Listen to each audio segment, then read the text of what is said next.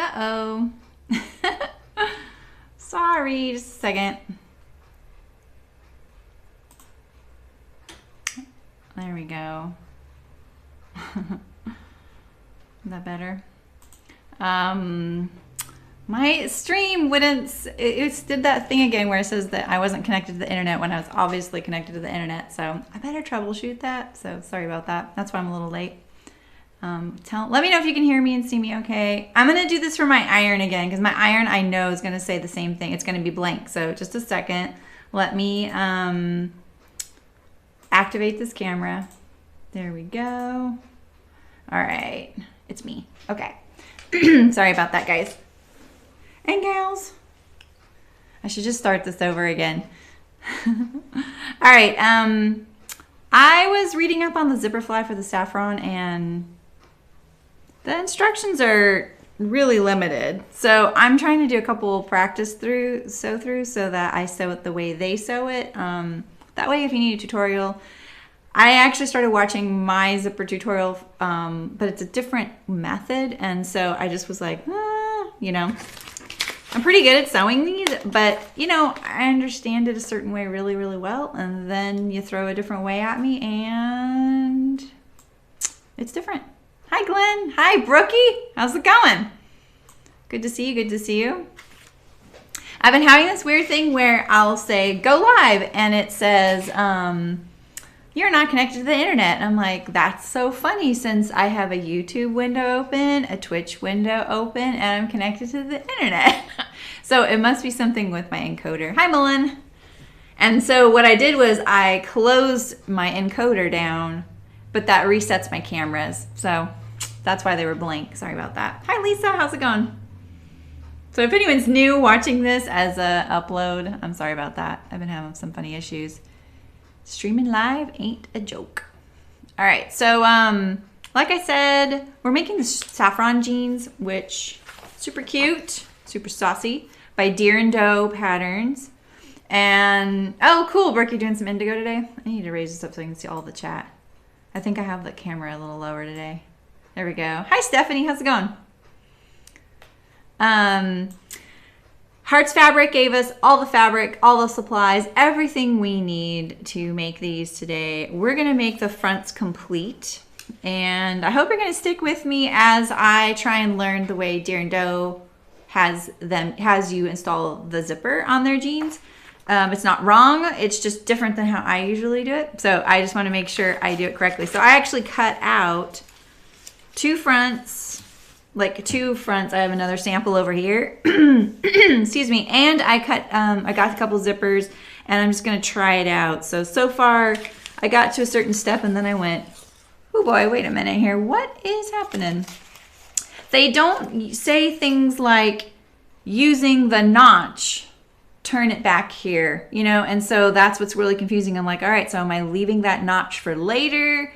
Because this kind of lines up to the notch. They don't say to sew your center front to the dot. They just say to the mark. And so things like that are a little bit open to interpretation. And Twitch, I am so sorry. It looked like the camera was doing something weird over there. But it's over here. It's okay on YouTube. I'm so sorry that keeps happening. I don't know what's going on. I definitely need to maybe suss out some stuff. So anyway, how are you all? How are you on Saturday? How's it going? Okay, so let's see. I have already attached my zipper to the fly shield. Fly shield? Yeah. I have my spare right there. I sewed up my center front here. I pressed my flies back right here. I was just double checking to make sure I did this correctly because this is literally what it says. Fold the... So they also don't talk about, if you're sewing these, this is one really important thing to notice. They don't, in this section, talk about the pants as if you're from left to right, as if you're wearing them, but as you're facing them, which is really confusing for me because I only speak in how I'm wearing it. And I feel like when you're inside out on something like this, you should really get that kind of sorted out. And when in my zipper fly video, I actually write on the pieces so it doesn't get confusing. It really helps kind of maintain like, where's that left front at? Where's that right front at? So in general, it's as you're wearing them. But right here, they say, with wrong side of fabric facing you, fold the left fly extension away from the center. Fold the right fly extension away from the center 5/8 inch away from the seam line. And so by the picture, this is the one that's 5/8 of an inch away from the seam line, right? Because there's the seam line. And they call this one the right. And that is as if I'm wearing it. I'm wrong. Okay, wait. That's as if you're wearing it. Okay. So it was the next spot that said something funny. Turn the pants to the right side. Pin the left side of the zipper along the left extension. The left of the zipper along the extension. Like behind it? Like this? Wait a minute.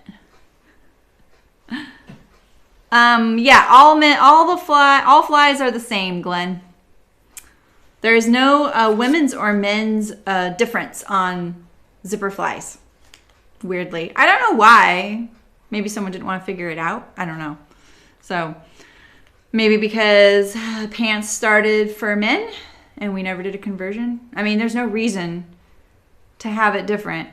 The only reason women's shirts are different is because women were dressed by someone else first, at least in certain circles, in certain social circles. So that's the only reason why.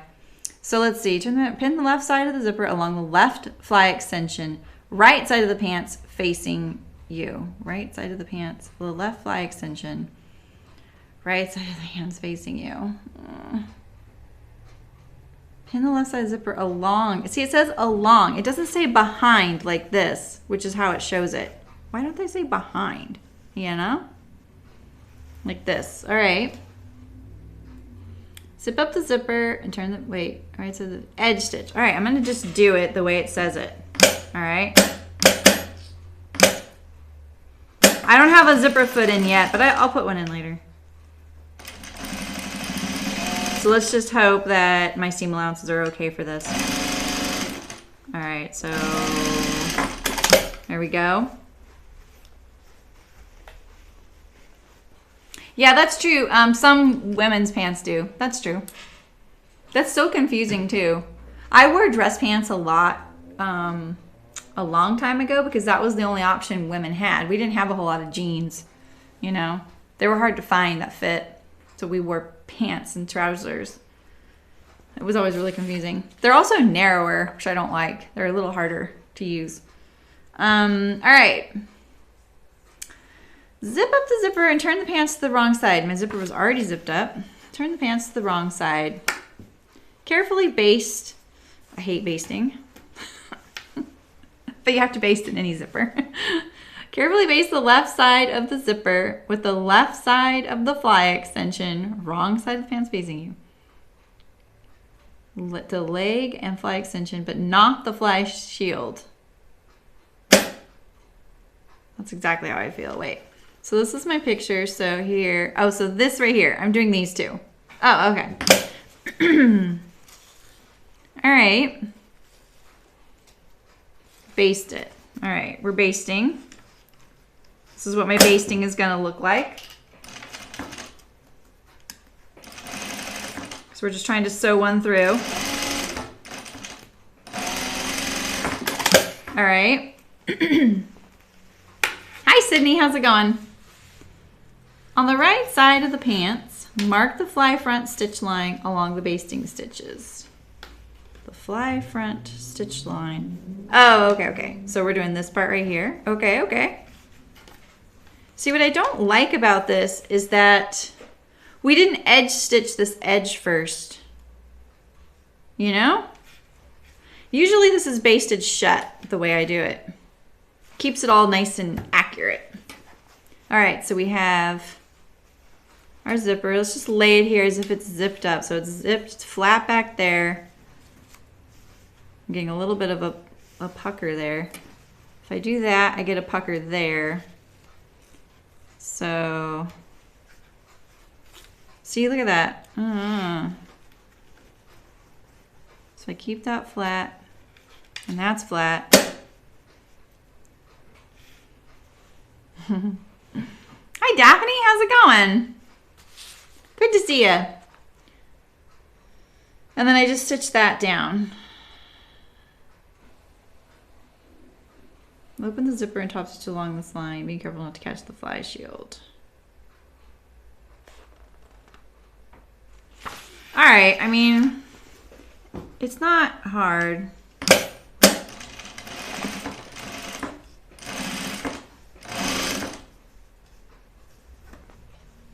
The other weird thing is, I have to stop right there. So the way I like to sew this is I line up the bottom of the zipper right here, and I leave all of it above the waist, because you absolutely need to stitch through this curve, right? And if you do that and go through your zipper, it's not going to work, right? You can't really sew through the zipper. But if you line up the bottom of your zipper to the bottom of this curved fly, you'll be able to sew past the zipper teeth. And then if your zipper's too long, you can just shorten it from the top. You can't shorten it from the bottom. I mean, you can shorten it from the bottom, but you can't sew through the brass teeth. You know what I mean? So, all right, so now we know. We have an idea of how to do this, and also maybe I will top stitch this before I start, you know? But look at that. I don't like how it's like, it's kind of funky. Okay. My little learning thing is done. I don't know. Well, I'll leave this instructions open to the welts. So I am sewing these a little bit out of order because I'm going to completely finish the fronts, and then I'm going to finish the backs, and then I'm going to put them together, and then I'm going to add the waistband and all the hardware. So this method, you just do your front pockets, and then you go to the backs, and then you come back to the fly front. So I'm going to do it a little differently. I really like putting the fly front on here when you only have your two fronts, rather than the whole pair of jeans that you're kind of like fiddling with. They're kind of everywhere, especially if this is something you're not really that comfortable with, or you're a little bit like nervous, or it's your first time. It's kind of nice. The less you have on your work surface, it might feel a little bit nicer, you know? So it feels that way for me at least. So. Okay. Let's see here. So the other thing I forgot is I need my serger. So can we just set up my, I haven't looked at my, oh, my serger's just not set up. Maybe I can just bring the serger over here. Will you guys just let me serge things over there? I didn't finish threading it. So let me finish threading it as well. I'll do this while I thread it. How's that? I just need to thread it. I totally forgot that I would need to do that. Where did I leave off here? Here.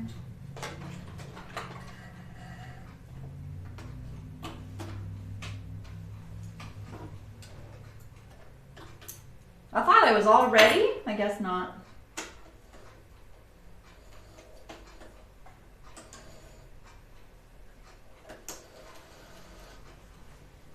So we'll just put the blue on here.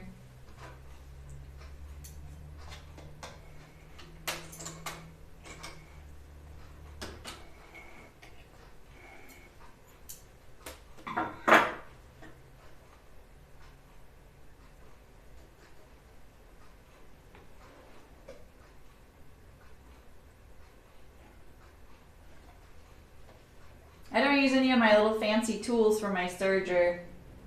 Just do it. It would be probably a little faster if I did. All right.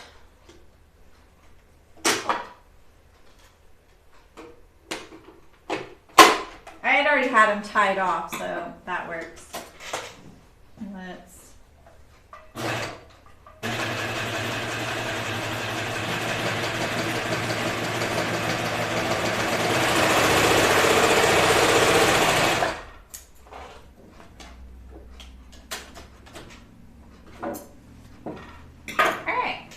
that's ready. Thank you, thank you. You guys still there? You guys are like, today's stream, I don't know about this lady. All right, so we have our pocket, our zipper fly trial. Let's get on to making some jeans. So we have the actual fly shield. We have our pants, fronts at least, right here. You need this marking right here when you do your fly. There's a little dot right there. You're gonna really need that. Okay, cool. Thank you, Sydney. You have to create the pattern piece for your interfacing, I think, but that could be wrong. I got a tracing of the pattern, so maybe it was just missing, but I did look at the printout and I didn't see it, but I could have missed it. So you do need to interface your fly front, and I really recommend this, and I'll tell you why. Like I am like definitely one of those people that would love to skip corners, but or cut corners, I should say. But when you don't, I don't know if this bugs you guys, but when sometimes these lighter weight stretch denims, they'll get like these little pull lines across your zipper fly right here when it's zipped up. And I just think it's really unattractive, and I feel like this interfacing will help. What was the other thing I was playing around with, you guys? Didn't I do something else to kind of counter that? I know that I did that thing with the pockets that had the like built-in tummy panel, you know? And I cut down on a layer of that. I remember doing that, but I don't remember. I feel like I came up with another strategy because, you know, I don't like those wrinkles. I'm lightening the screen up a little bit. Oof, that's still so dark. What do you guys think? Would you like it lighter? All right, so let's change the thread color on here. I changed one, but I need to change one more.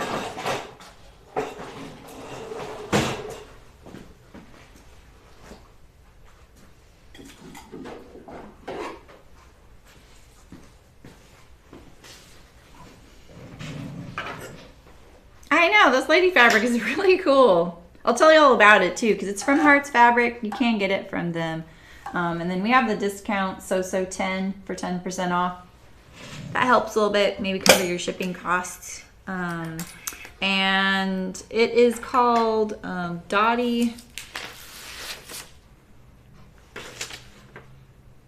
Friends Black. I think I may have misquoted that on the Instagram post. And it's 99406 is the item number, 99406. And then the hardware kit we got is from Closet Case Patterns, and they stock them. And we're using the brass, but they also carry nickel, which is like the silvery color. The brass is kind of the, you know, antique look. And that one's 95032. And then they have the stretch denim. This is pretty lightweight. This will be a really great fall spring weight jeans. And I would actually guess that they're maybe 8 ounce. I don't know. I'm not the greatest at guessing those weights, but it's very light. It's very nice. Really stretchy. It's 56 inches wide, and it's called Stretch Denim Indigo, and it's 98827. They're mill-end dead stock fabrics for the denim. So if you're thinking about it, you know you want it, I would go sooner than later, because those aren't reorderable. The next time they get something, it'll just be a different denim. Really good, but different. This bobbin doesn't look the same color. Same color blue. I'm gonna think about that. So.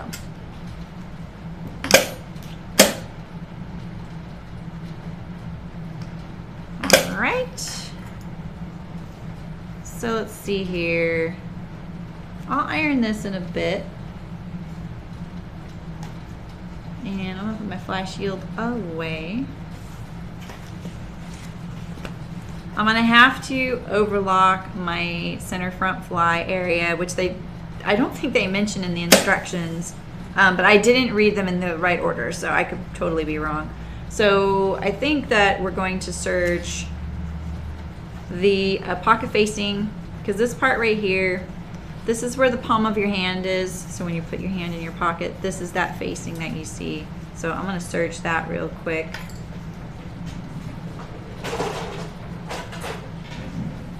I got a lot of cones of thread over here right now.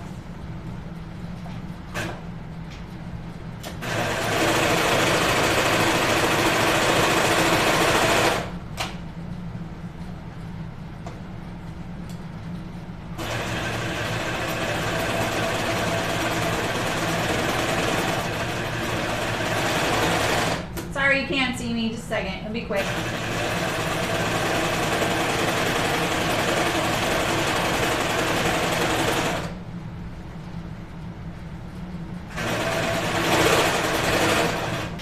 It's so confusing. Let's see. This was it, right? Did I just do it upside down? No, that's right. So it is these two. Okay.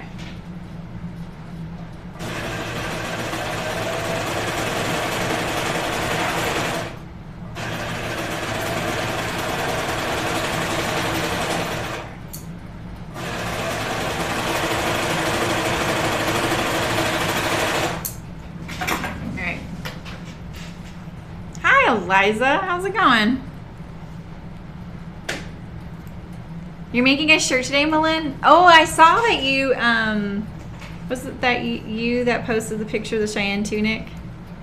I almost cut one of those out the other day. I really like that one. I'd like to add more to the hip circumference. But I really love that shirt. I love that kind of collar treatment, you know, with the pop over collar. Alright, so I'm going to trim all my serger threads here. And I'm just going to top stitch this down. I saw someone bind the edge of their waistband, and I meant to look ahead to see if you get to do that on this the way this waistband is sewn. Because I would like doing that. That would be fun. Glad I tested that. That's what it did.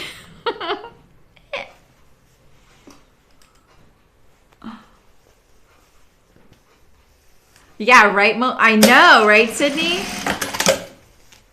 I feel like a lot of those folks are flying through that challenge. I'm not following the challenge, but I'm following enough people doing it, and they're like, I'm already on my next one. It's the great module something. I think it's being hosted by Tomcat Stitchery. Yeah, with the Tanya culottes. Yeah, those looked so good on you, Malin. They looked really nice. How do you feel? Is that your first pair of Tanya culottes? And tell us how good they feel, because they're really fun to wear. Great module sew along. That's it. I did do the right corners, right? Yeah, okay. It's such an odd angle. I almost did, I don't know, I almost did these two. That's what it was. So I'm just going to top stitch this down.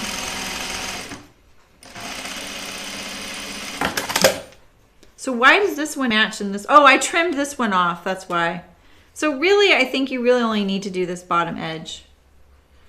Let me look at the instructions just for some of you. Oh yeah. So you only really need to finish the bottom edge. I had to do this. I actually, my first serging I did, it was fine on that piece of canvas I tested it on, but when I did the one layer of denim, it was really tight.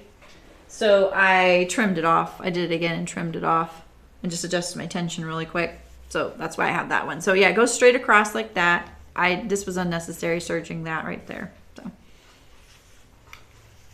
that's awesome, Eliza. I follow her on Instagram, but I haven't seen her videos. I don't think I knew she did videos until you guys started talking about the module thing. I know, the Tanyas are really quick. You spend more time hemming them than making the whole thing. Okay, so let's see here. Now we're going to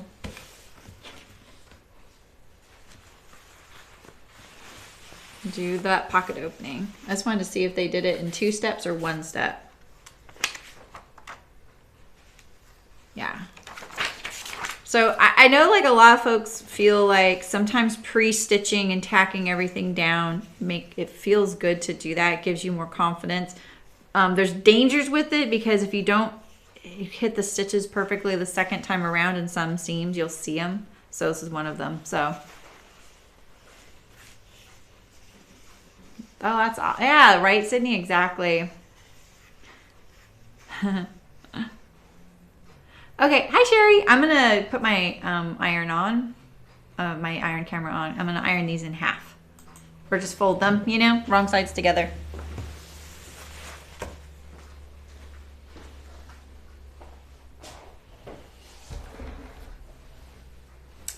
Alrighty.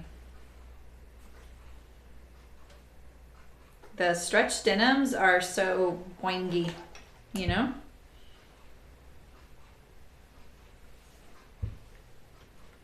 You can even see the little elastic fibers kind of coming out there. So different than a non-stretch.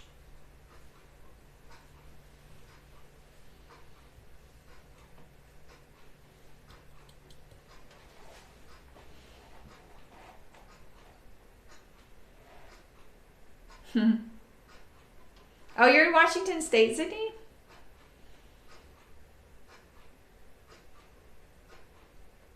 That's not so far from me. Do I know you from my chicken boots days? Your name looks familiar to me, but I don't know. I saw so many names, you know, all those years. Road trip! Let's just all go to Australia. I'm going to put my, I'm right here, so I might as well just put my interfacing on for the fly, since we're going to do that next. This interfacing came from Hearts as well. So I feel like now that I sewed that sample, where's my sample?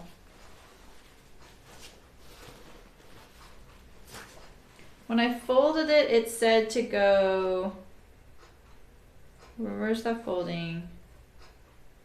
I folded one at pretty much at that notch, but this one I only went, you know, that far, right there. So I feel like maybe my interfacing should only go, you know, that far. Like pretty much it goes to this edge. Like that. I'll just do that and then I'll cut that excess off. Hi Louise. Hi PA, how's it going?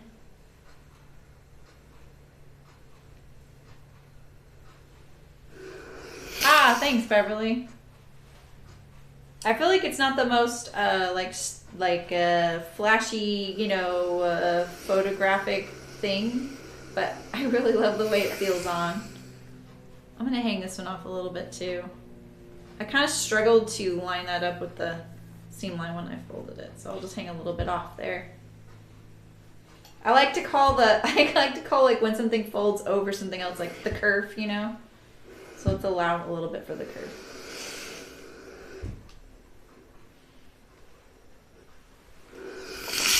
Ooh, look at that. Yikes. All right. Oh, okay. Yeah. So I used to come up there for, are you a knitter, Sydney? I used to come up there for a show called Madrona. And I've been up there for like Vogue Knit Live a few times. And I think that's it. Madrona and Vogue Knit Live. I'm just going to trim this excess off.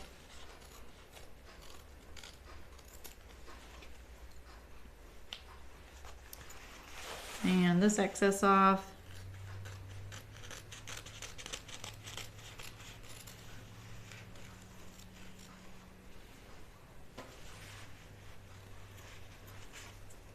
All right. We got our wee front pockets. We have these. Here's my folded, my welts. Why is my surface really messy today? Let's see. Oh my gosh. These are some skinny jeans.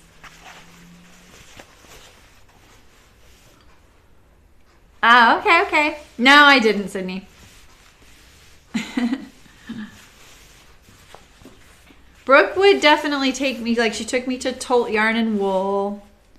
That's Sincere Sheep. She's in the chat. Where else did you drag me to, Brooke? Hi, Ryan. Thanks for subscribing. Welcome. And just so you know, I stream live on Twitch and on YouTube, but Twitch is acting super funky now. The camera feed is terrible on there. I don't know why. So, what's the puff shirt? I was going to ask about that. All right, so let's see here. We have our welt right here. So this is exactly the kind of thing it would be really tempting to sew first into that seam. Like sew this on here first and then do it, but it would be really hard to get your stitching perfectly lined up again. So make sure you line this up at the seam line, which I think is about right there. Right, and then we're gonna pivot.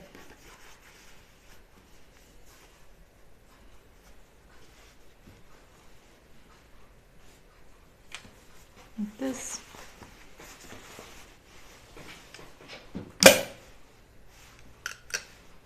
Five-eighths seam. I'm going to slide this down a little bit.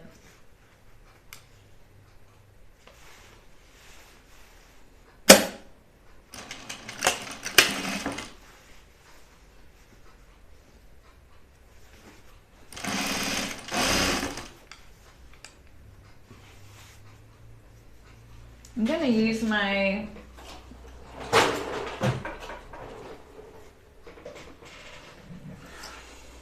where's my ruler?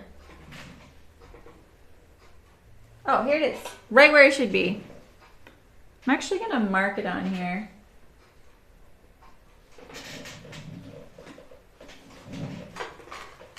I can't find my chocolate liner. Oh. Oh, yeah? That's cool, Brooke.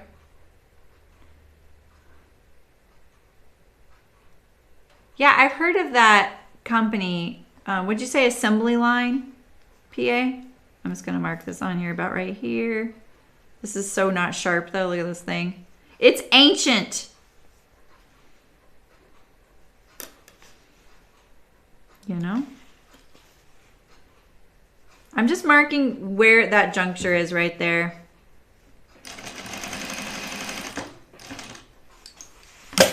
And now I'm going to cut into that to the pivot point right there. And then I'm going to swing my welt over. Like this. It doesn't seem like it's lining up perfectly though.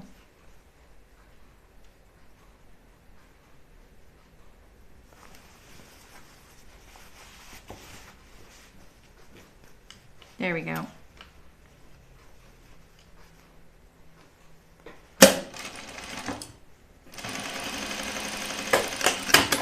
So hopefully I did that right. There we go. The stretch, man. Those stretches are hard with those little corners. But see, when you do it all in one, you get the whole clean seam, you know? So, assembly line, yeah. Oh, are they expensive? Oh yeah, I saw that pop over. It does remind me of the Cali, which it means it has no armholes, right? Okay. Yeah, so this looks really good except for the stretching at that corner, and I think that that's going to be fine once it's like top stitched and everything. It'll look pretty good. So let's do the other one now. And this time I'm going to mark it on here first before I start sewing, like a smart cookie would. Maybe I have a pencil. My kingdom for something pointy and not permanent to write with.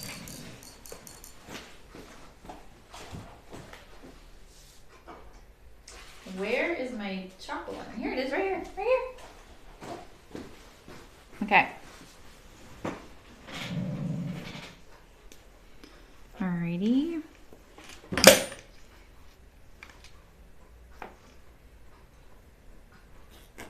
I wouldn't mind eyeballing this, but like, I've sewn enough of the pie slice pin cushions to know that when you just give yourself that little gift of just drawing it right there, it kind of goes seamlessly then, you know? All right, so we have, I actually have to start from the other side. Shoot, I knew that.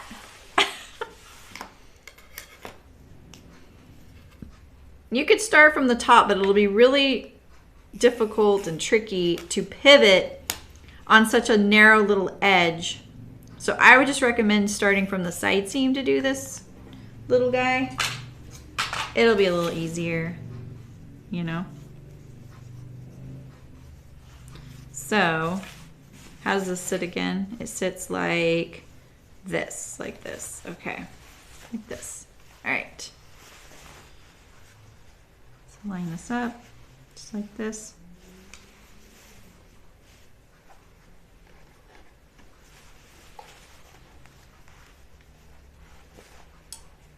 Do I look awkward today or what?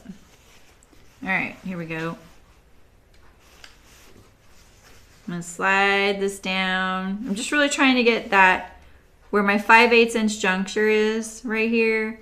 Get this little angle right here. That right there should be 5/8 away from this edge because that's the seam allowance.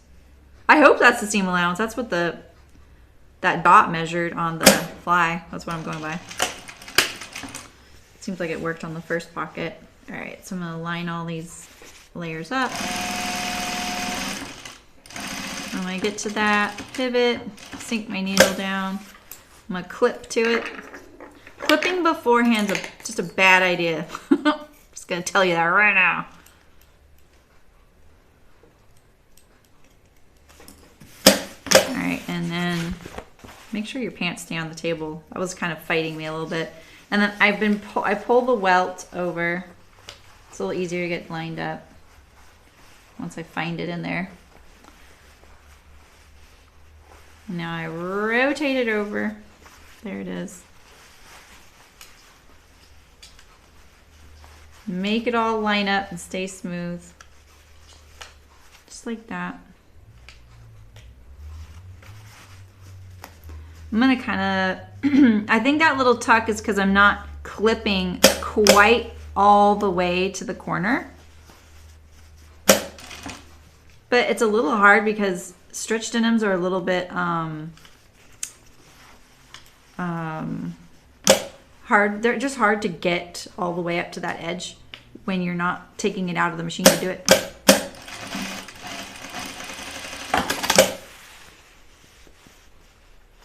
That felt weird, so I wanted to check it before I backstitched. All right. This pocket lining is so cute. There we go. Oh, $20 for a PDF.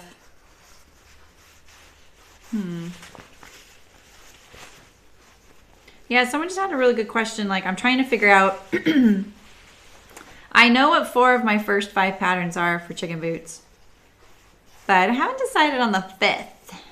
And if I go by the survey I did, it would be one that's kind of hard to sew. So I'm a little nervous about releasing 2 hard to sew ones. Oh, I'll make sure I edge stitch this, right? So I like how they sew this whole thing and then they clip it. You could not sew that seam without clipping it in the middle. Yeah, see? Okay.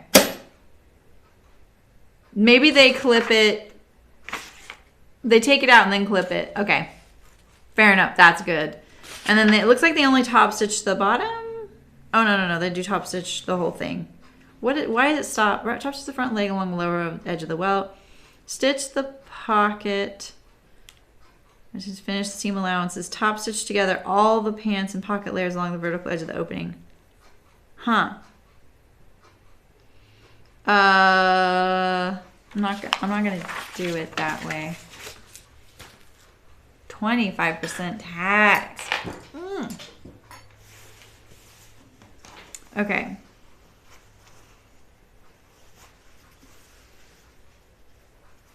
I'm going to edge stitch the whole thing so I don't have a back stitch right there. See, this is what I don't like when you have like the stretches because of that Lycra. When it gets stretched right there, you see the little bit whites of the Lycra. So I'm going to try and keep that relaxed as possible.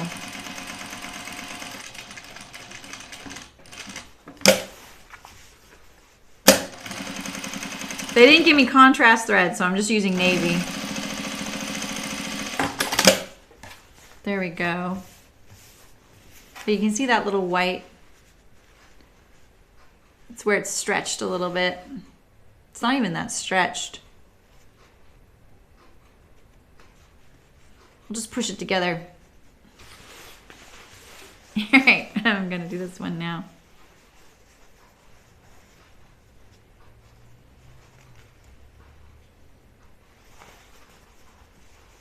Ironing it probably would have been a good idea too. You know. Hi Andy, how's it going? Good to see you. Good to see you. We're making jeans today. I'm only making the fronts today. I probably could do this all in one, but I'm just gonna do it in 2 parts. I think it's a good length, you know?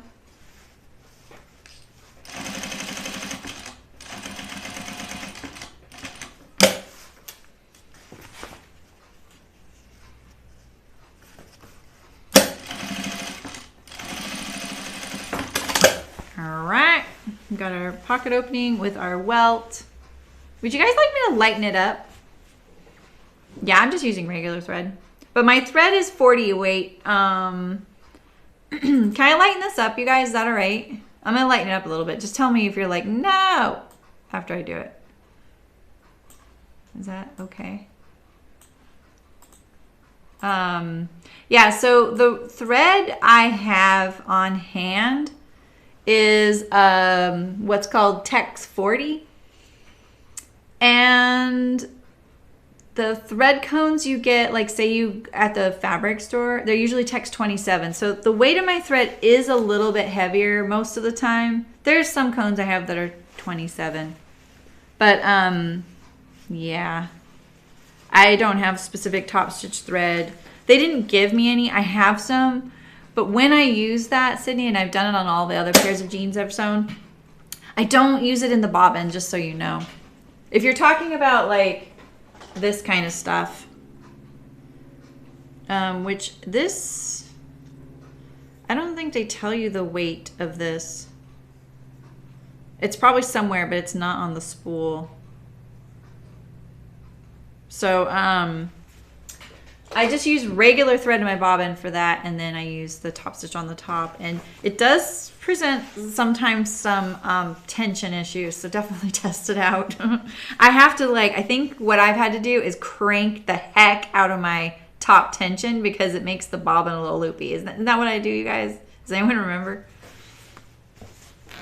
All right, so I need to take a screenshot of what is happening on Twitch. I'm just going to do that really quick. There we go. All right. It's kind of kooky over there. All right, let's see. Let's put our pocket together. We have our pocket facing. I really like doing a French seam for the pocket, but I always get confused about it. So I have to look at it like this. So that's one thing.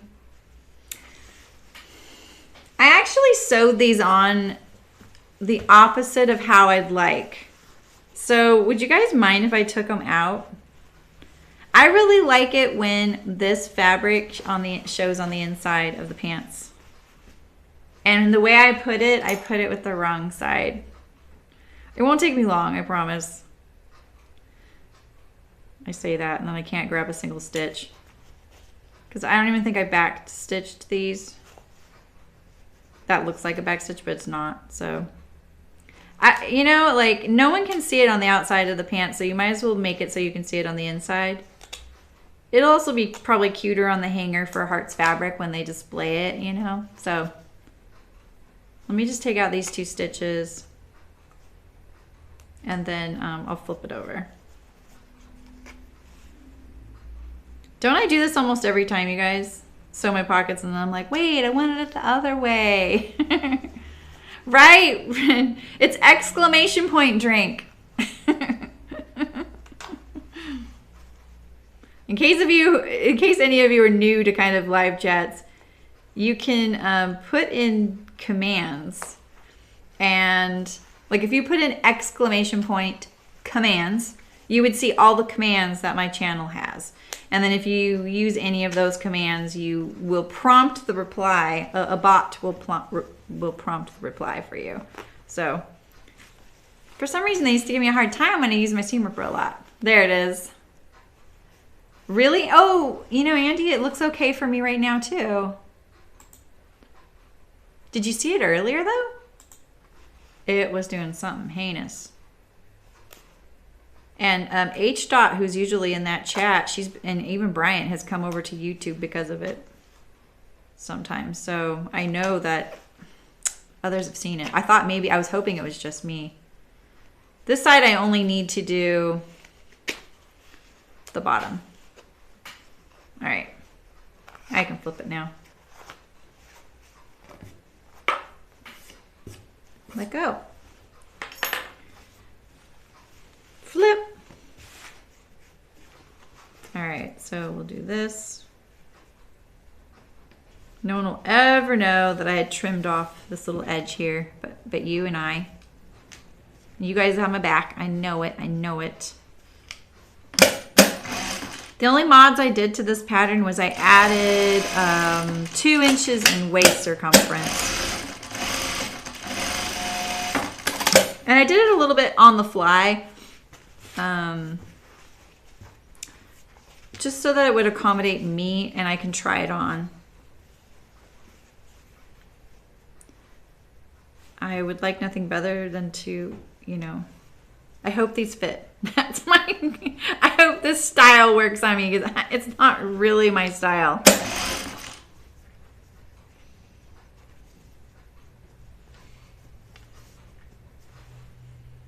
Yeah, Beverly, you are so right.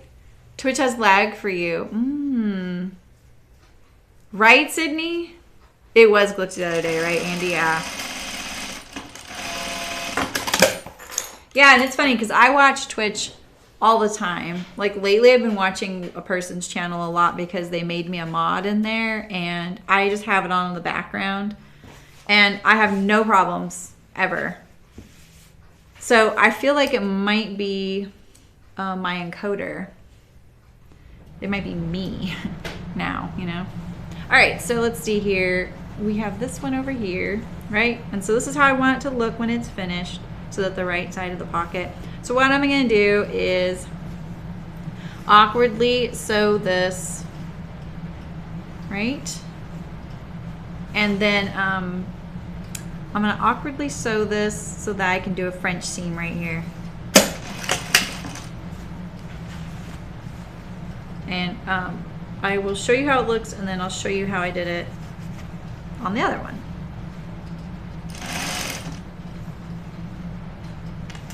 so that it makes more sense. I'm gonna do a really narrow seam.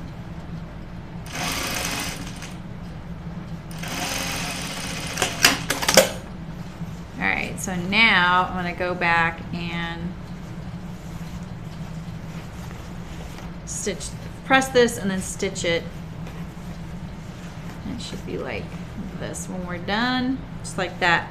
Now I can see why they say they want you to stitch this down after you put that lining on there. So they're wanting you to stitch this down so that you have, you know, it's like this basically, right? So, you know, I just butt heads with it because I don't like having a back stitch right there. So that's, you know, that was me. All right, so this is how I did it. We'll stitch that second stitch in just a second once I press it, you know. It's just the pocket lining, Louise, yeah. All right, so I want my pocket to look like this, right, when it's done. Now I could have put this fabric facing the pant as well, like both of them right sides out and the inside so it was consistent, but I just didn't think of that when I was doing it. And this way, I mean, you will see a little bit of your pocket lining when you're wearing them, right? So because this is how I want it to finish and I want this seam to be clean finished with a French seam, I'm going to now pick this up and put it like this behind here, and that's when I'm going to sew that curve kind of awkwardly. Now if you have a serger, you could just serge this edge and you're done, right? Just make sure you don't cut your pant, and if you do that, what I recommend is serging from this side of your pocket, from the pocket side with the little notch cut out, the opening side, so that all of your pant is above and you have less risk of like catching your pant. Because if you do it from this side, it looks like you could really run into some issues. So, all right, so I'm gonna put this back here. Yeah, I think so. I'm gonna see how it looks, Sydney. I'm gonna see how it looks when I'm done. I mean, worst case scenario, I stitch it, I take out my top stitch stitches and I stitch it down, or I just stitch it right through my top stitches that are already there because they're so hard to see. But yeah, if I had done it in that nice top stitch thread, it would have left me fewer options. You would, I'm sorry that I do things like that where I'm like, no, I don't want to do it that way. I do apologize for that because it's just my own stubbornness with stuff like that, and from working in the garment industry, you would never ever sew a pocket like that. But it doesn't mean you can't with home sewing, you know, like there's nothing wrong. There's no rules about that. It's just my weird stubbornness. Sorry. It shows sometimes. All right, I'm gonna iron these.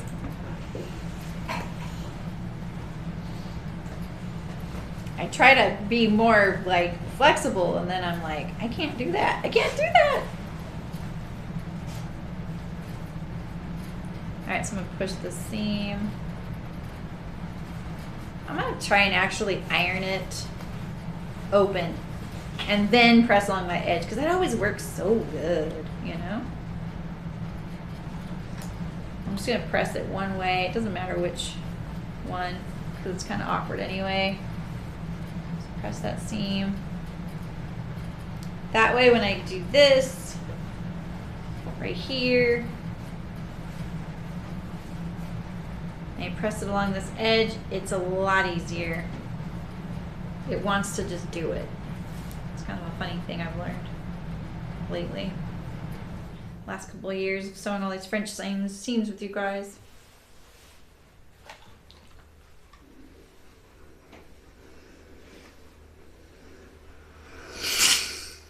There we go. And so I'm going to stitch along that now.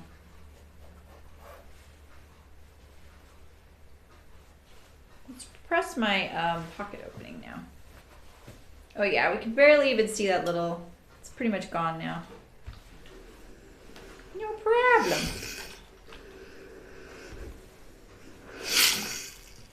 Those look really nice. Yeah, right, Louise?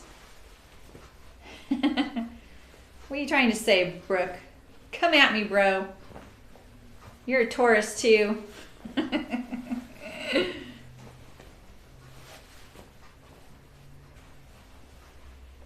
Yeah, right, Sydney? I mean, yeah, but the thing is, like, I kind of walk this weird line.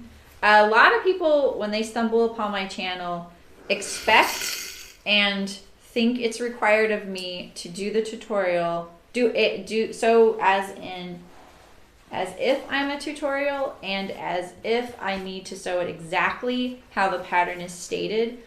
And I understand if they're looking for that and they need that, but at the same time, I am not required to do that. No one tells me I have to do that. I sew here to be social and to hang out with you guys and to troubleshoot things together, you know? Like, that's really my goal. So I'm not obligated to do anything. In the sponsored streams, you know, like with Hearts, if they said, hey, we want you to sew this exactly the way the pattern is, I would totally do that. But they don't. They actually say you can do any mods you want. I could have turned these into bib overalls and they probably would have been like, okay. You know, they're very cool that way. There's only been a couple times where they were like, no, don't have any mods. So I think it was on the kids' clothes, to be funny enough. All right. Thanks, Sherry. I know you do, Brooke. It's funny because I don't think of myself, you know, as stubborn per se, because I'm actually really open and flexible. But then I'm like, oh, but I am kind of like pretty rigid on other things, you know? Maybe I'm just stubborn about thinking of myself being stubborn. Yeah, I've had people like comment that they're just like, you know what? I really don't understand how these instructions are written and you didn't do it the right way. And it's like, well, but that's not a, I hate to say it this way, but it's not a me problem, right? It's the pattern company's problem. And I probably didn't sew it the way they had it because, yeah, maybe the instructions weren't something I was into. So I did it my own way. Or I just wanted to do something different. I don't know. Some folks are like, oh, I'm so glad you show variations and you showed other ways to do it. So there's both sides. If live streams aren't for everybody. All right, if I just top stitch this right here and I top stitch this right here, I leave this right here, but it doesn't really bug me. If I don't, it's stitched right here. It is kind of a different look. You know what I mean? What if I bar tacked right here? I don't bar tack. Who am I kidding?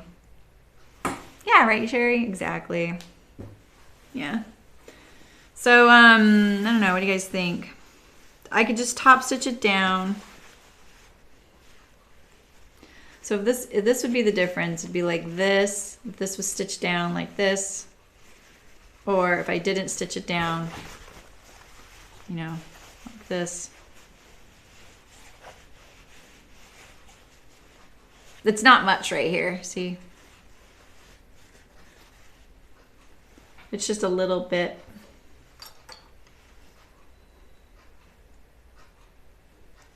This is the type of thing that oh shoot, just like undid my stitching. This is the type of thing that in a good way gets my brain kind of going and I'm like, so how would we have done this as a production pattern? You know?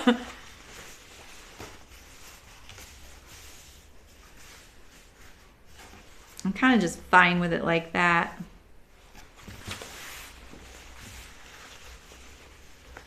Ah, thanks, Brooke. I appreciate it. Oh, Malin. Good point. Yes. My tummy and your tummy agrees.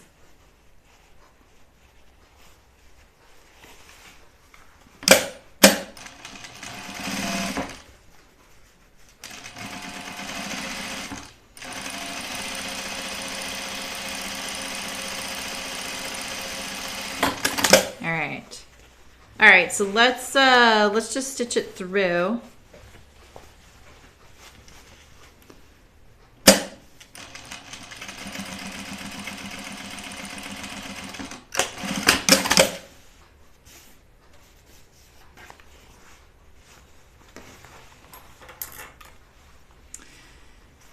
What is a more practical use of a pocket? I don't think it matters right here, Louise, actually. I think if I had not just stitched it, I think a bar tack or something similar would be smart, because it is a really high stress area, and we don't just put our hands and a dollar bill in our pocket anymore. We put our phones in there, you know? And phones are getting kind of big.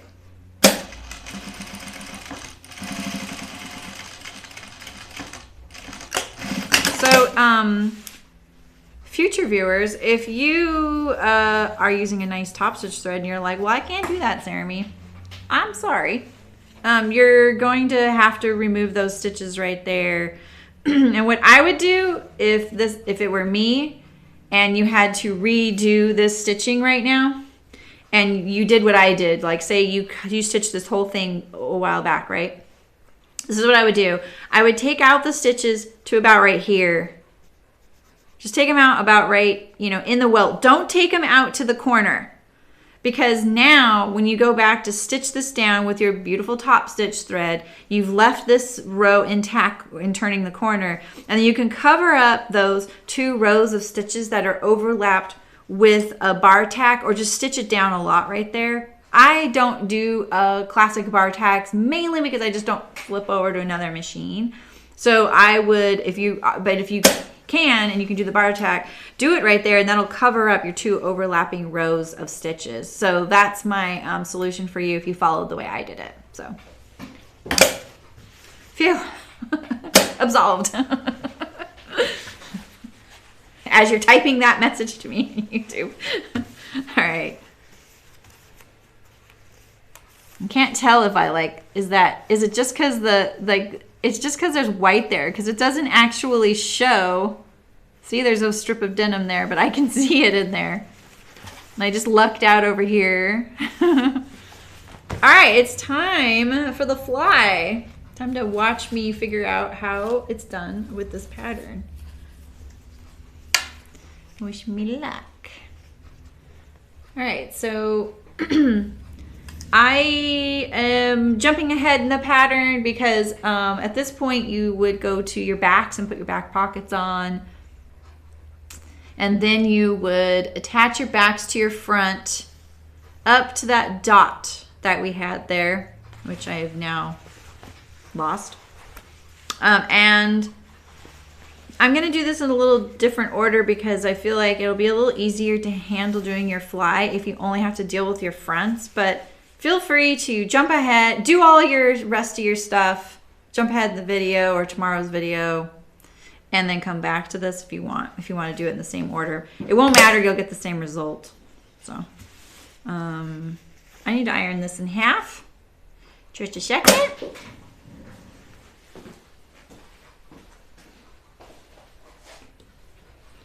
So you iron this shield wrong sides together.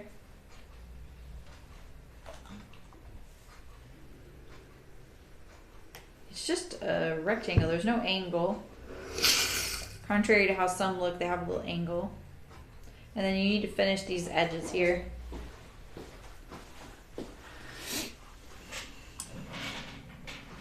And then we're also going to finish this edge here, this edge here.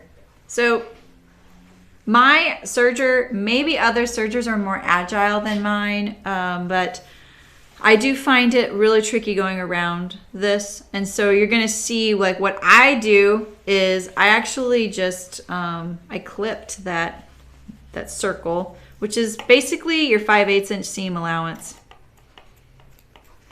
My scissors don't do that anymore. It makes the serging a little easier if I pre-clip, because now I can go whoop, and then I can kind of get most of this serged because as long as I get up to there, that's the seam line's way over here. We're fine. This is all gonna get stitched down. It's gonna get covered up. So just do your best. Just be really careful going around these inverted corners with your serger. Look where your knife is going, not just where your needle is going. Look where you want to go. Oh my gosh, you guys. I'm so sorry. Okay, so let me tell you all that again. All right, so you need to serge these two edges right here, right? Finish it. You can use a zigzag. There's a zigzag pictured in the instructions. And if you're going to use your serger, though, you need to pre-finish these edges on your center front, no matter which way you sew this, okay? I left you behind. So I just clipped to the circle because I find it a lot easier to serge this when I have this kind of loose, because now I can go like this. I can serge right off this edge, right? And now I have this free a little bit away from here. Rather than trying to turn the corner, it's impossible to serge and turn this corner right here. You're gonna get missed stitches on this edge and on this edge, or worse yet, you're gonna cut into part of your garment. So what I do is I'll fold my garment all the way back and I'll serge as much as I can, and then I kind of go off, right? And then, and you can fold it this way too, whatever makes you feel most comfortable so you can see it. Seeing everything really makes you feel a little bit better that you're not going to let it slip under the knife. So just because you go around here and you can't get this little bit here, don't worry about that, right? This was held together, like it wasn't even available before, so you didn't have to. So if you actually can get up to there, you're actually doing better than you would have if you hadn't clipped it, you know? So that's the way I like to do it. The only trick with this is that now you need to make sure you sew your seam here and here very accurately, because now that you have this clip here, you have this little spot that can potentially end up on the front of your jeans. So just be careful with that. I'm gonna serge these right now. Wish me luck. And I'll go right back. I'm right here. I haven't left you guys behind at the iron cam in a while.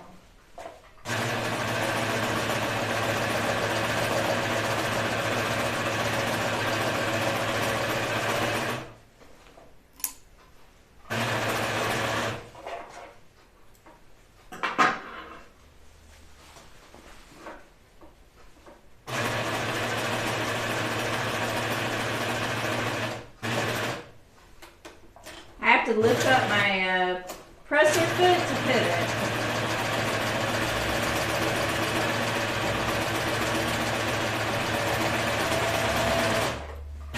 Okay, so here's one, and I have another tip for you guys as well.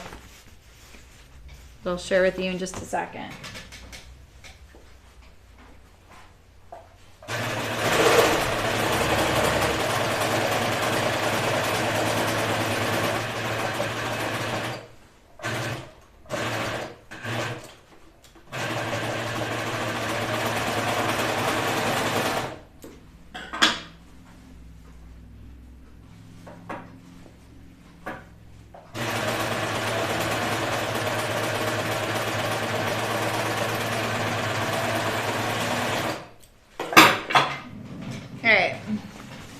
Oh, I need to do this edge here.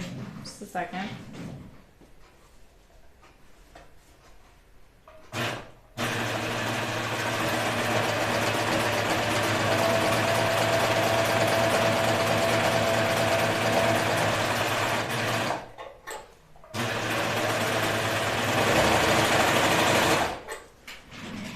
All right.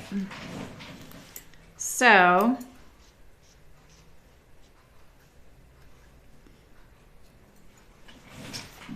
have my fly shield, have my zipper.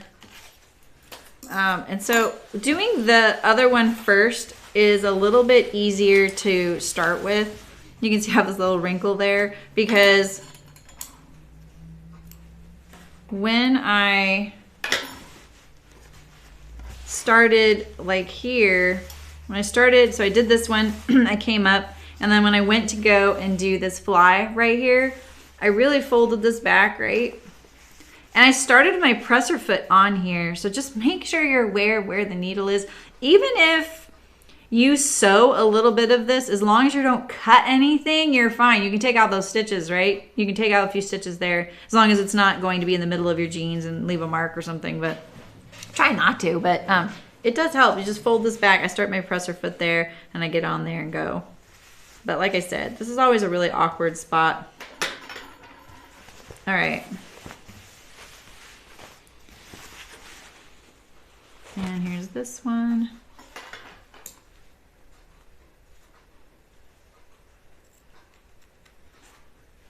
The other, let's see, I've sewn,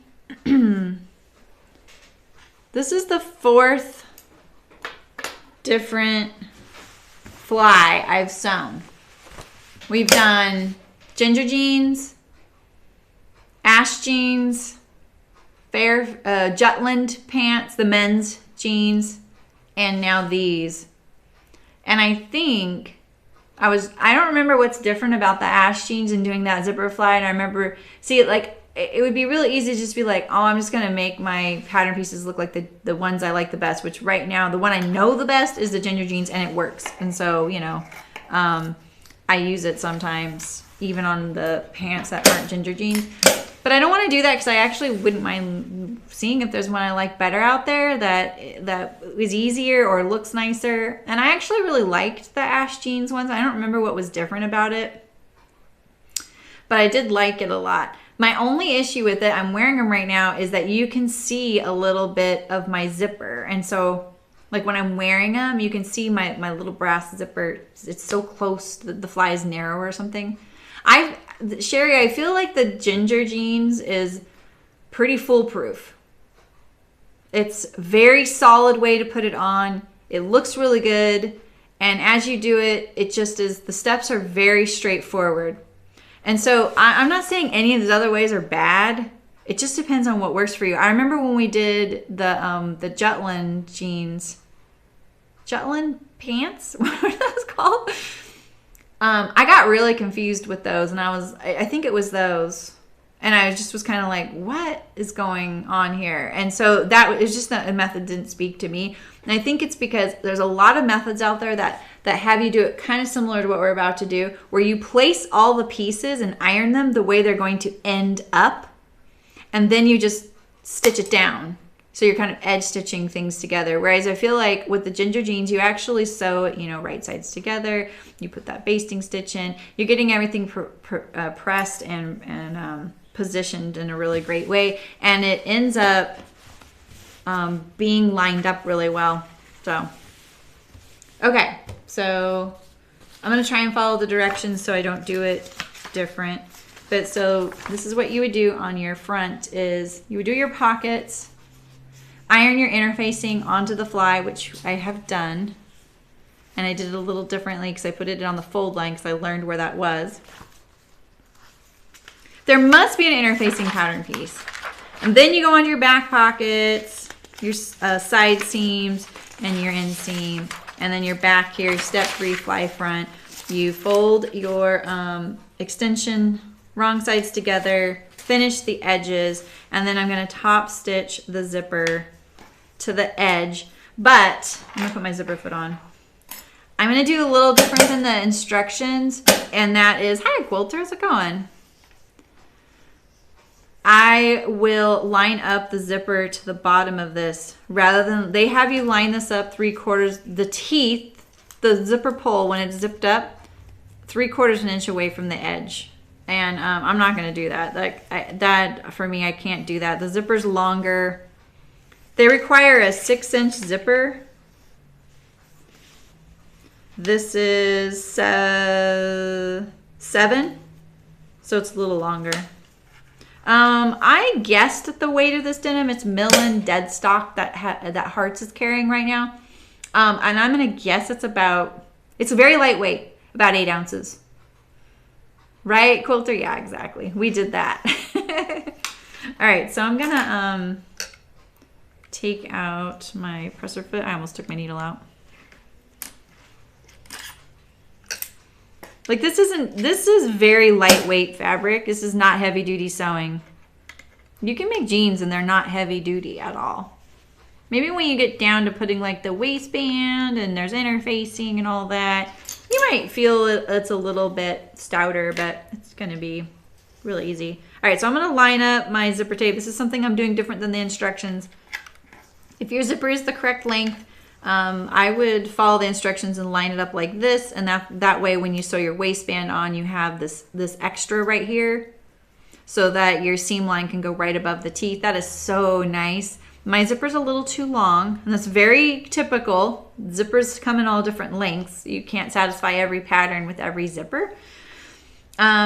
But I'd much rather shorten it from the top than the bottom when it comes to these brass zippers. And also when we do the curved stitching right here, you want to be able to, you know, pass by the zipper without coming anywhere near this brass teeth right here. So when you do this curve here, otherwise, if I did it the way they had it, because my zipper's a little long, I wouldn't be able to stitch through my zipper for that fly curve. So yeah, that's right, Sydney. That's why I'm a little nervous about trying these on. I just might not. I'm lumpy.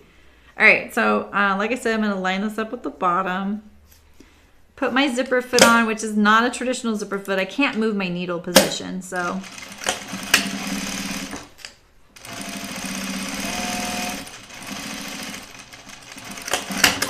There we go.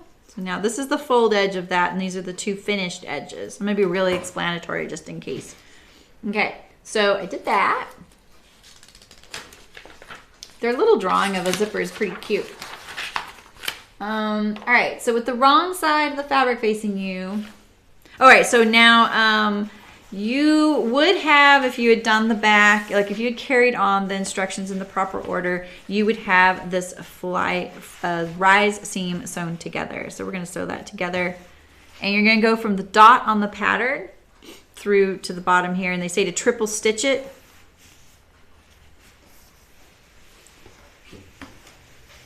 I don't really like doing this with my zipper foot. The zipper foot's it doesn't have very much purchase on the fabric, you know?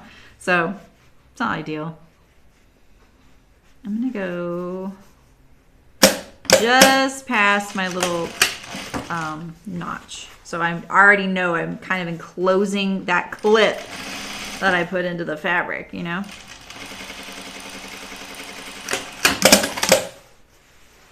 And I guess I'll triple stitch it. I don't in general, but because I'm actually going to, let's see, can't I just stitch this down? Oh, they have you do it in the last step, I think, so I'll just leave that. I'm pretty sure they have you do it in the last step. So this is one thing I like about the Ginger jeans is that you would baste this shut right here all the way down. So you would put a large basting stitch from here to here, switch it to your regular stitch and sew your rise. And then you would top stitch that edge the right way. And then you'd have an edge stitch along the center front of your fly zipper, which is really nice.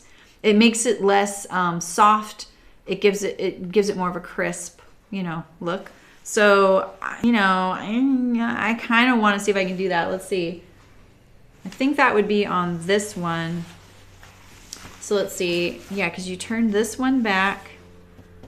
As you're facing it, the right front gets turned back at the seam line there, this seam. So you're gonna turn this back like that. So I think I'm going to, let's just hope I'm not getting myself into a pickle, but I'm going to just pin this down, and I'm gonna edge stitch that whole front. I hope I'm not getting myself into a pickle. I know zipper flies pretty good, but I don't know them inside and out and backwards, forwards. I have to think about it. So I'm gonna press this rise seam towards this left front. And I'm just gonna edge stitch this. What is the worst that can happen? The worst that can happen is that my machine won't sew this because there's not, it doesn't have the enough purchase. That's right now what the worst is. I'll start from the other end.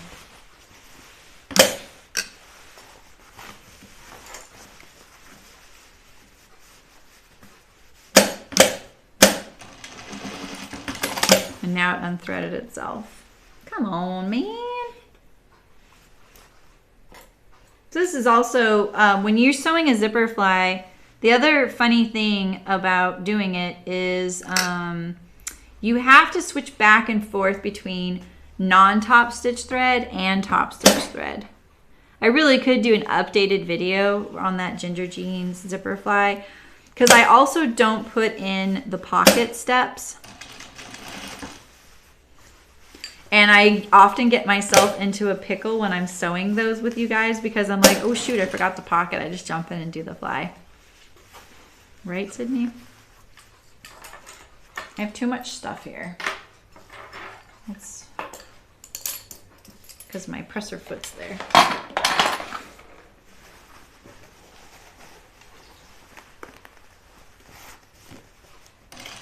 Just pressing all of my seam allowance on that lower rise towards the left front.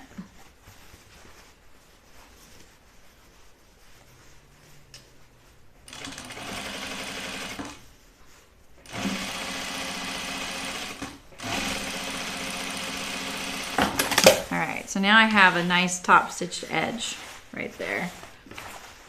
And it's just on this left front here. And when we come down and do the curve here, we can still do a back tack or whatever we want. Back tack?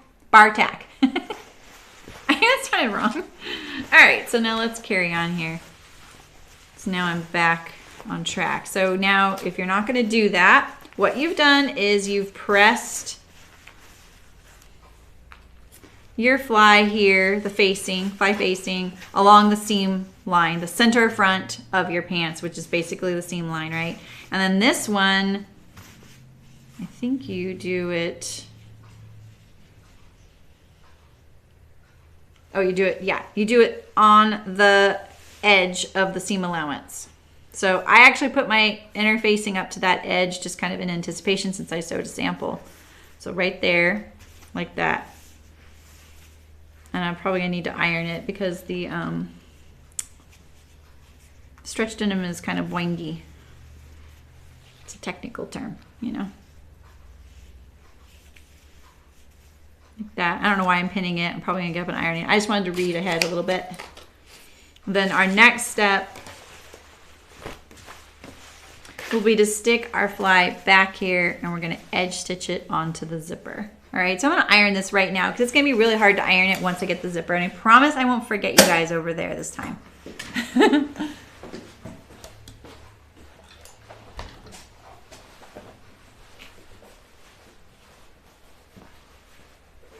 These would also, these would also be nice as just like a stretch twill pant. They're kind of classy. See, this is my problem with stretches is that they get a little funky. This is so lightweight that you could really got to just treat it, let the fabric do what it wants to do.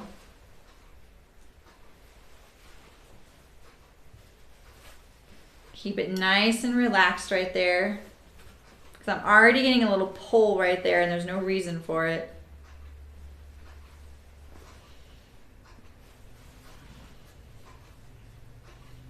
Yeah, so see on the pattern, there is a notch here and there's a notch right here. So the notch here, you are going to use as your fold line. And then for the right front, so for the right front, this is your fold line. For the left front, this is your fold line right there. They don't tell you this in the instructions. I'm just telling you that because I just noticed it just now. But really it wants to lay like that. And it's already a little bit off this way right here. You know?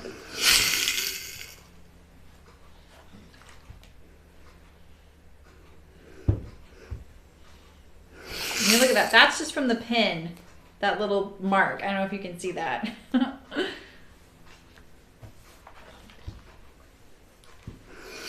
It's gone now. But this just stretches, you know, that elastic. All right, this looks pretty good.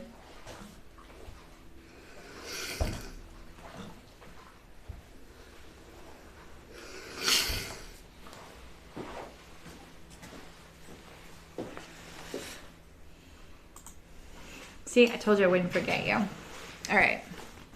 So now we're going to put this zipper back here like this. And we're going to line it up. Do we really line it up like that? Let me make sure.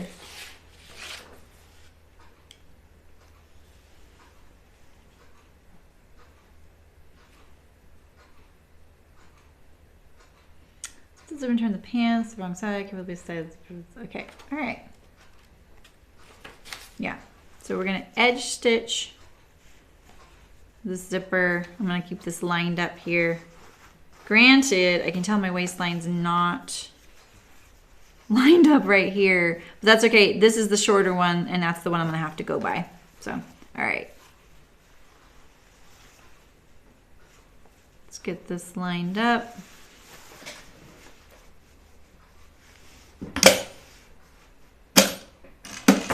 Ooh, that scared me. It was just the zipper pull. All right.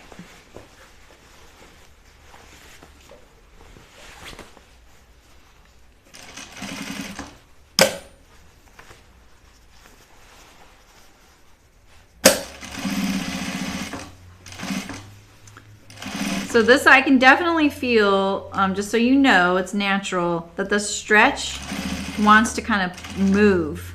The fabric wants to kind of move, like kind of do this little thing like this, because it's, I just don't know how to put it. I don't know if you've ever sewn with stretch denims, but they just kind of do that kind of thing. So what I do like about this zipper that I can see right now is how far in it is. I love that. You know what I mean? Like, it's so far in there. I love that. Love it. Because sometimes it's just like, it's right here. You know what I mean? So this is nice. All right, and so now we're to the kind of like the finishing step. I'm gonna stitch this, pin this shut to keep it nice and flat.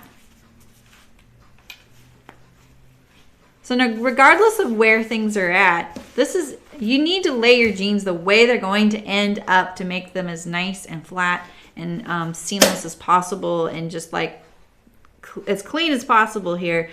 Don't try and line things up because those notches are there or whatever you're thinking it needs to do. Lay it the way the jeans want to lay down right now, right? So, here's my fly, my rise, and this is all nice and flat. That's the way they want to lay, right? So do that. No, exactly, Sydney, right? So that is really nice that they have that huge back off right there. All right, so now let's just look inside and see what's going on. So now you're going to stitch your zipper to your fly facing here. I'm glad I stitched, pinned that. I think they say to baste it right there. Let's see.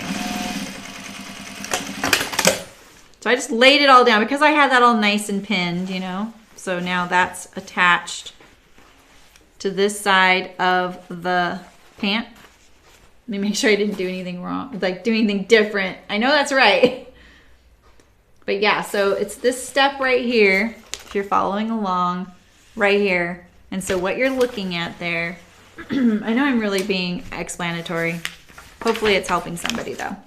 So what you're looking at in this picture right here, which is kind of confusing, is you're looking at one half of the zipper. This is this dark strip here with a little like teeth. That is this right here. Well, I already stitched it down, right? I stitched it down right here, but that would be that little side there.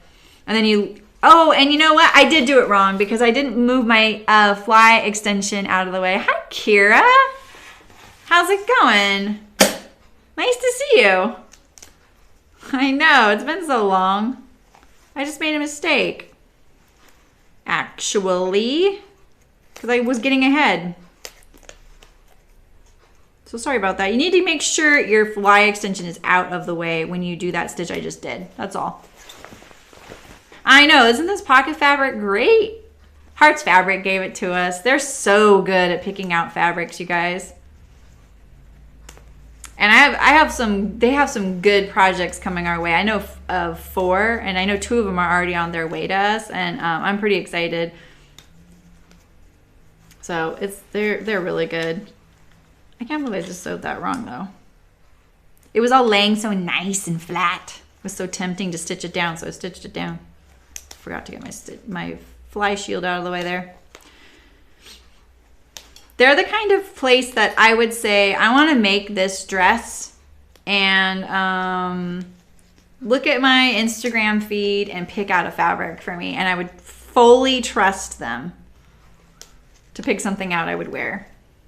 Because they've sent me things where I'm like, well, I don't know about that. And then I'm like, oh, I love this, you know? So, and I don't get to keep it. So, and you know, they don't just pick fabrics that they want to promote. They want to pick the fabric that's best. Because they ask me, do you have a fabric in mind? And I just always let them pick. They're just so good. I'm removing these stitches from the back side because anytime you're doing the seam ripping from the front side of stretch denim, it's a little dicey. So make sure you stay on the back side and try not to catch it or strain the holes where the needle went in, because you don't really want to accentuate any of the needle holes on the right side. You don't want to have to try and get them correct. This is actually not on the right side, so we don't have to worry about it, so it's perfect. I just did this right here. This only goes to the zipper, so when I picked it up like that, I just needed to get it off of this guy right here. That's all. So you still stitch this on here, but you need to get that fly shield out of the way. So let's get all these threads out of our way too.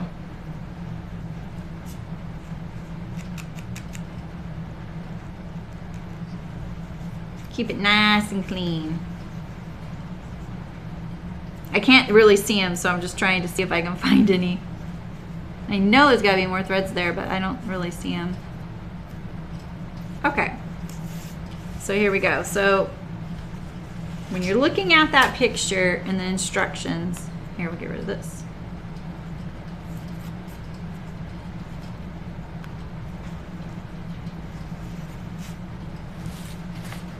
Good thing we looked at that, right? So you see this little picture right here. We're on 3334. You're looking at it with this peeled back like this. So you need to stitch these 2 pieces together right here. I like looking at it like this because I made sure my fronts are nice and flat. They're looking really good. I'm gonna pick this up and I'm gonna pick the zipper up. I'm gonna leave this behind. So just the zipper and your curved piece, which is your fly facing. Pick these up like this, and I'm going to stitch it down from the zipper side. I have to thread my needle again. What are you working on, Kira? Are you still here?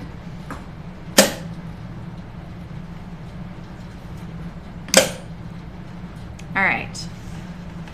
Get your fly shield out of the way. The curved one's your fly facing. And then I'll stitch this down. I'm gonna stitch close to my zipper and I'm gonna put another row. I'm not gonna back stitch there because it's gonna go in the waistband anyway. It'll be fine. And I don't really want to butt up against my zipper head. I can back stitch there. All right, so let's get rid of these.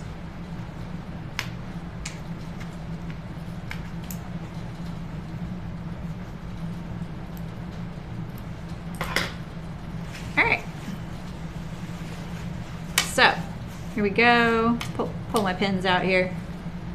And now we have our zipper. Just like that.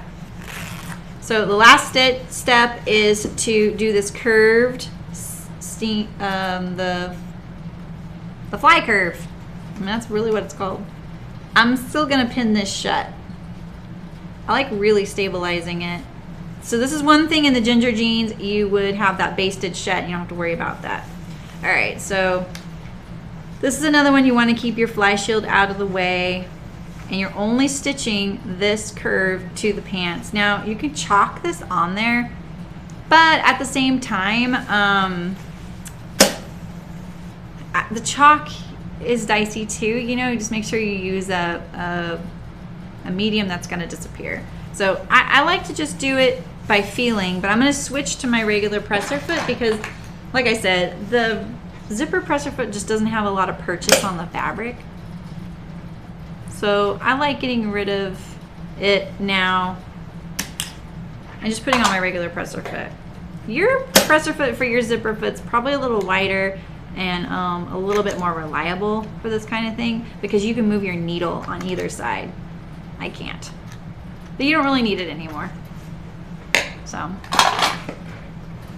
Oh my gosh. Right, Kira? That is the story of my life.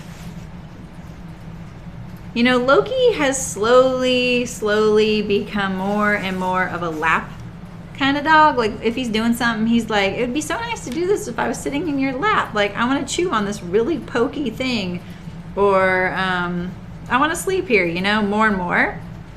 And now, I don't know if Molly is my dog. It's a little bigger. She's like 42 pounds. She's kind of like, yeah, that sounds pretty good too. And then they're both on me in my chair. And then I have Haku, my cat, sitting right here. And then sometimes Senor comes up. They're all four right there, like all up in my business, you know? It's like, sheesh. All right, so like I said, I have the fly extension folded back, out of the way. You're not gonna catch it in this curve, though, if you leave it there. The worst part you're gonna do, you're gonna catch it at the bottom of your curve right here. It's not the end of the world. In fact, you're going to bar tack it down anyway, so it's not such a big deal. So, if you're already feeling like we're trying to keep track of a lot of stuff. So, all right, so I can feel my fly facing in there. Just try and keep a parallel line to your center front there.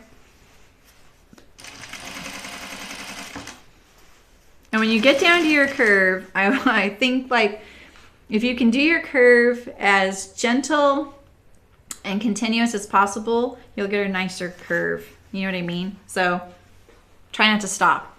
But if you have to, it's totally fine. All right. And now remember, because I put my zipper lining up the bottom of the zipper with the bottom of the zipper shield and facing, I'm not worried that I'm going to sew through the brass. In fact, the brass is way up here and my curve is way down here. So we're fine. Moving my fly shield. Approaching the center front. I feel like I'm gonna catch my fly shield and get it on the fold. So this in the pattern is when you would turn and come down the fly, but I already top stitched my fly. I mean my rise, sorry, my rise. All right, let's see if I caught I feel like I caught something back there. Yeah, see, even if you turn it back, I say don't turn it back because that's what happens. Remember, I forgot they have this really awesome back off of the zipper. We're learning how to do this one, right? Ooh, but I can't see. I can't see. So yeah, learn from me. I would leave your fly extension there. I would leave it there. And just cut the little, or catch the little corner of it. I think that's completely fine to do. It doesn't interrupt the use of the zipper. Petting is very important work. They agree with that. Last night, or no, the night before last, Loki was completely passed out. I was sitting in a chair that reclines a little bit, and so it was up. And I have to recline it now. So he sits on the little foot thing that pops up. And he was laying there between my legs. He likes to lay between my legs. And Haku, my big cat, who weighs the same as him, came and climbed on top of him on my lap and just went to sleep. And they don't hang out at all. All right, I'm going to try and get... So if you did this with top stitch thread, I hope you watched ahead before you did. Because your top stitch thread, you know, it's a little trickier. I would leave your fly extension towards that way. Just leave it flat. You're not going to catch it on this curve, unless it's going wider, but yeah, I don't think so. All right, so let's see. Man, brass zippers. There we go. See, so if I was wearing these, that fly extension being caught there that makes no difference. See, this is a really nice fly zipper. I really love that they have it backed off so far from the center front right here.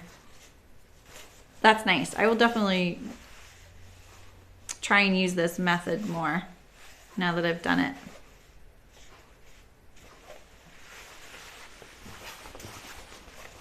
Yeah, we're pretty much done now, Eliza. This is all I was going to do today. I mean, I learned how to do the Deer and Doe zipper fly in front of you guys, so it took a little longer, but their method's pretty quick. I've been really taking my time today because I knew I didn't have as much, so. I don't know if it's my favorite way to sew it in, but I like the end result, Louise.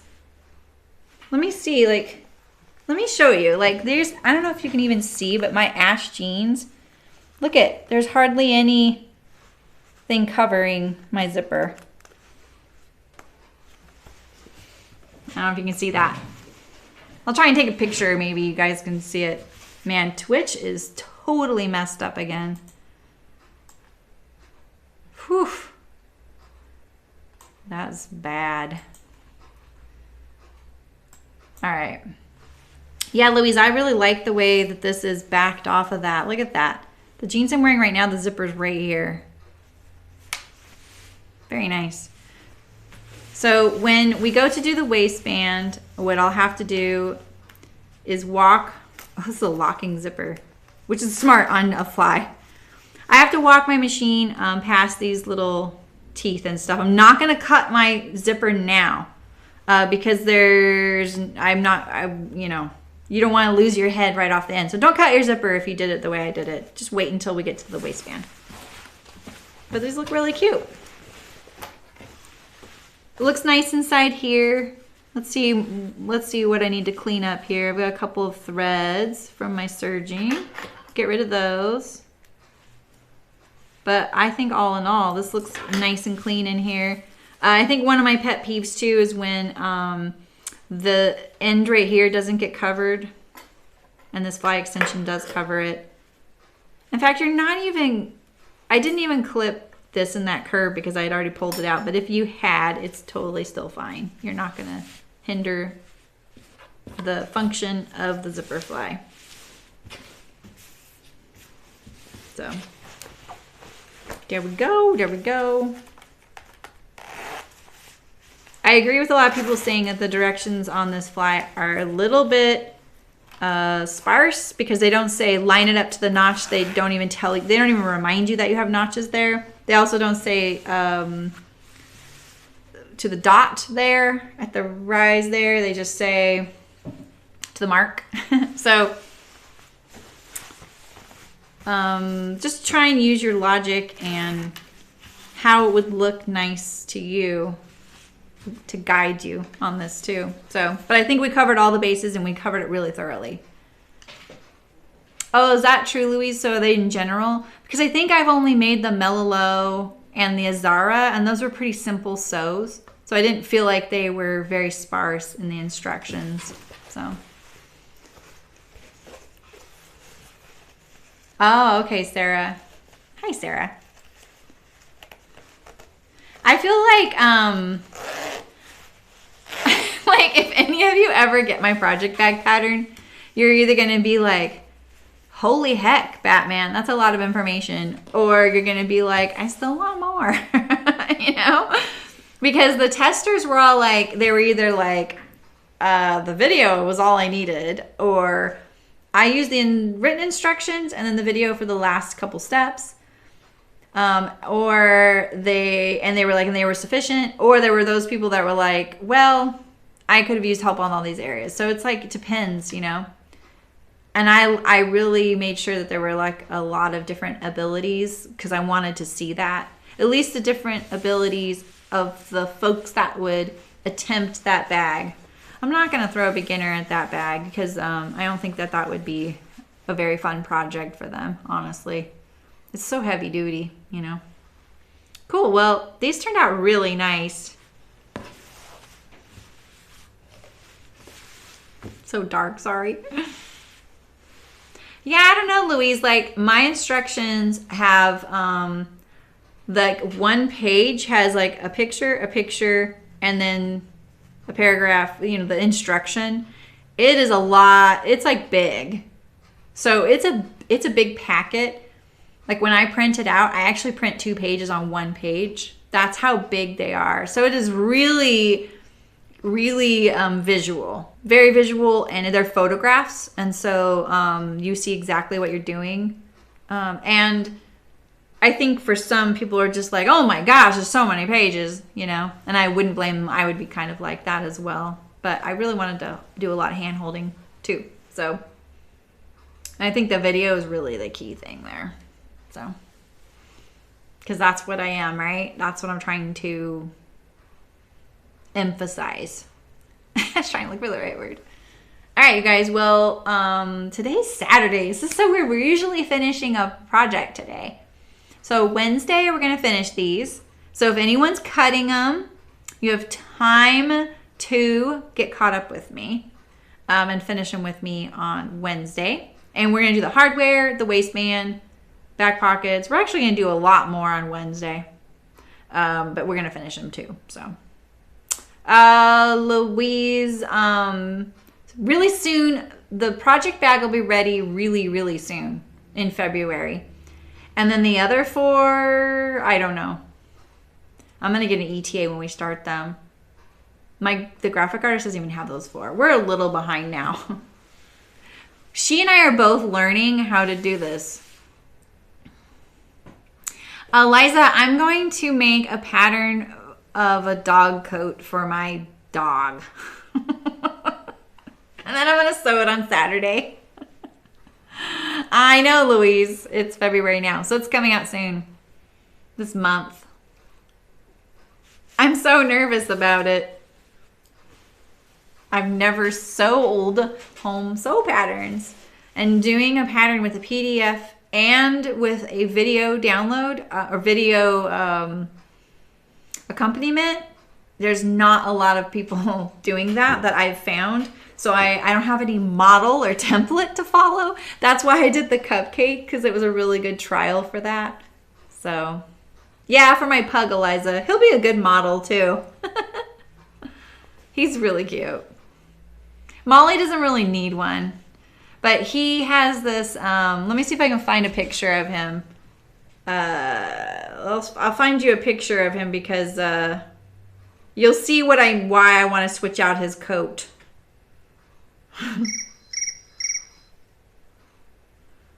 So let's see. Oh, so this is him.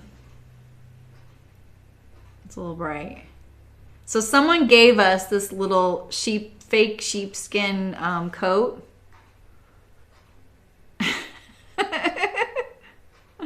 And people laugh at us as we're walking around. So yeah. And it has to go over this. That's Molly. Molly and him. They just got new harnesses. So and he still needs to go over that little harness so we can clip it in, you know? So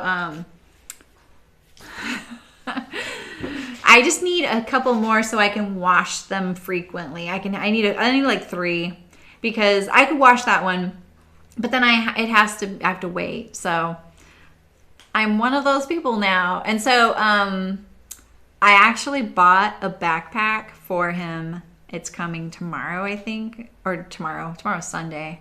Well, it's coming soon. Right, Eliza?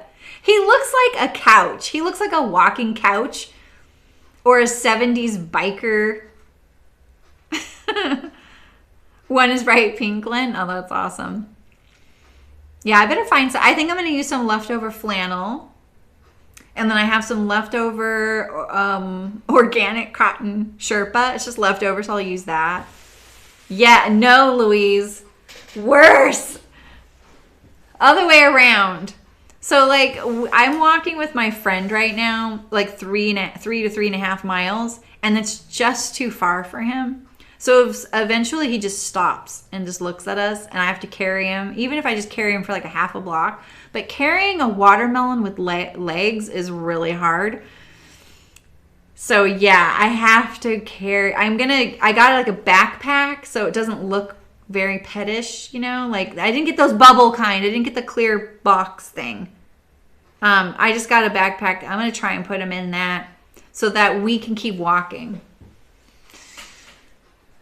And I'm hoping it's kind of like not very noticeable. What our pets make us do. Otherwise, he just needs to suck it up. Buttercup. I don't know. So anyway, yeah. So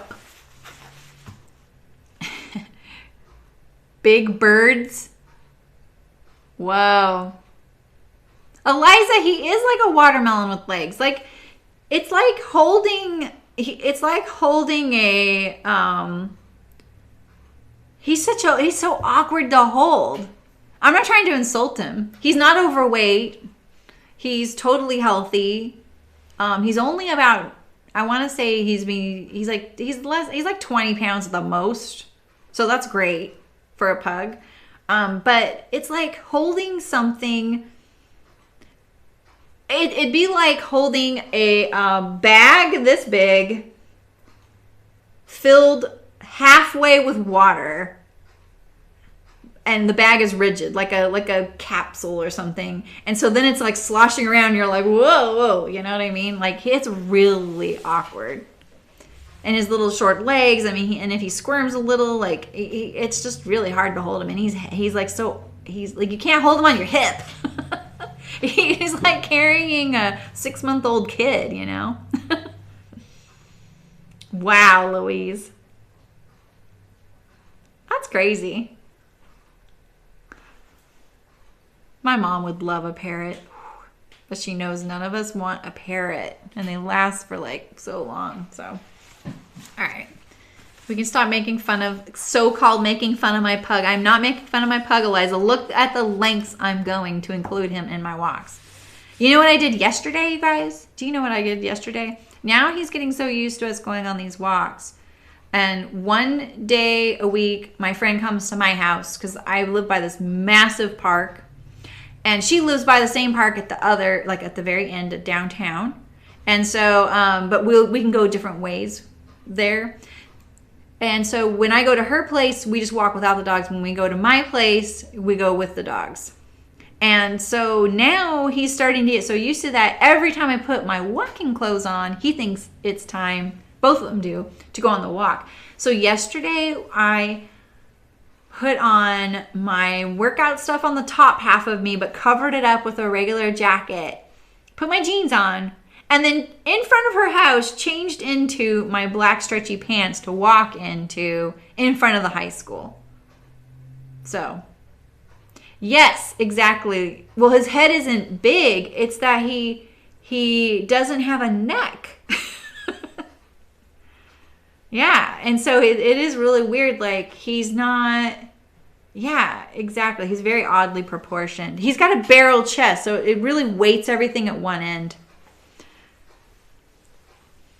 Yeah, right, Sherry? And I don't want to do that. Because we walk, you know? So she was showing me she was like, look, you know, we're actually pretty good. Because we kind of laugh about how much slower it is to go with the dogs. They have 4 legs. You know what I mean? So, yeah, is it really, Brooke? I don't know. His head's so small. It's just like it looks like a square. It's like a little block. Like if you see him, let me see if I have a picture of him with his head on the carpet. Because he doesn't sleep with his head on the side of the, you know, because of his the way his head is shaped. Let me see if I can find one. See, look. Like, it's like a little block. You know? He's super cute. So, well, I don't know. What was I saying? Anyway.